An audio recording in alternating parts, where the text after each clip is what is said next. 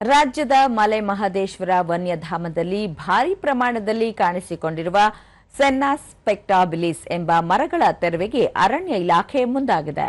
ದಕ್ಷಿಣ America ಮೂಲದ ಸೆನ್ನಾ ಸ್ಪೆಕ್ಟಾಬಿಲಿಸ್ ಎಂಬ ಮರಗಳು ರಾಜ್ಯದ ಬಂಡೀಪುರ, ಮುದುಮಲೈ, ಮಲೆ ಮಹದೇಶ್ವರ ವನ್ಯಧಾಮಕ್ಕೆ ಲಗ್ಗೆ ಇಟ್ಟಿದ್ದು, ಇದರಿಂದ ಕಾಡಿನ ಜೀವ ವೈವಿಧ್ಯಕ್ಕೆ ಕಂಟಕ. ವೇಗವಾಗಿ ಬೆಳೆಯುತ್ತಿರುವ ಸಸ್ಯಗಳು ದೊಡ್ಡ ಸಮಸ್ಯೆಯಾಗಿದ್ದು, ಇವುಗಳ ಸುತ್ತ ಇತರೆ ಸಸ್ಯ, ಹುಲ್ಲು ಬೆಳೆಯಲು ಸಾಧ್ಯವಾಗದ ಕಾರಣ ವನ್ಯಪ್ರಾಣಿಗಳಿಗೆ ಮೇವಿನ ಸಮಸ್ಯೆ ಎದುರಾಗುತ್ತಿದೆ. ಹಾಗಾಗಿ ಈ ಮರಗಳನ್ನು ಬುಡ ಸಮೇತ ಕಿತ್ತೊಗೆಯಲಾಗುತ್ತಿದೆ.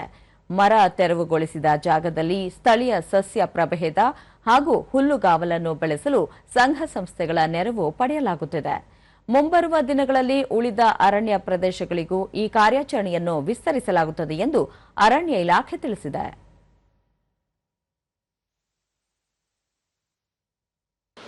ದೂರದರ್ಶನದೊಂದಿಗೆ ಮಲೆ ಮಹದೇಶ್ವರ ವನ್ಯಜೀವಿ ವಿಭಾಗದ ಉಪ ಅರಣ್ಯ ಸಂರಕ್ಷಣಾಧಿಕಾರಿ ಭಾಸ್ಕರ್, ಸೆನ್ನಾ ಸ್ಪೆಕ್ಟಾಬಿಲಿಸ್ ಎಂಬ ಗಿಡ ಮರವಾಗಿ ಬೆಳೆದು ಕಾಡನ್ನು ಆವರಿಸಿದೆ.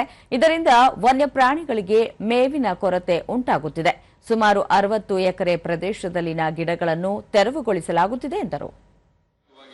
ಕಾಡು ನಾಶ ಆಗುತ್ತೆ, ಅದು ಹೆಚ್ಚಾಗಿ ಸ್ಪ್ರೆಡ್ ಆಗ್ತಾ ಇದೆ. ಈ ಕಾರಣದಿಂದಾಗಿ ನಮಗೆ ಇದು ಅನುಕೂಲ ಆಗುತ್ತೆ. ಆ ಸೆನ್ನನ್ನು ತೆಗೆಯೋದ್ರಿಂದ ಸ್ವಾಭಾವಿಕವಾಗಿ ನಮ್ಮಲ್ಲಿ ಇರುವಂತಹ ಪ್ರಭೇದಗಳು ಬರ್ತವೆ. ಸೊ ಹಾಗಾಗಿ ಕಾಡು ಉತ್ತಮ ಮಟ್ಟದಲ್ಲಿ ಕಾಡಿನ ಆರೋಗ್ಯ ಹೆಚ್ಚಾಗಿ ಉತ್ತಮವಾಗಿಬಿಡುತ್ತೆ. ಕಾಡಿನ ಆರೋಗ್ಯ ಹೆಚ್ಚಾದ್ರಿಂದ ವನ್ಯಪ್ರಾಣಿಗಳಿಗೂ ಇದು ಅನುಕೂಲ.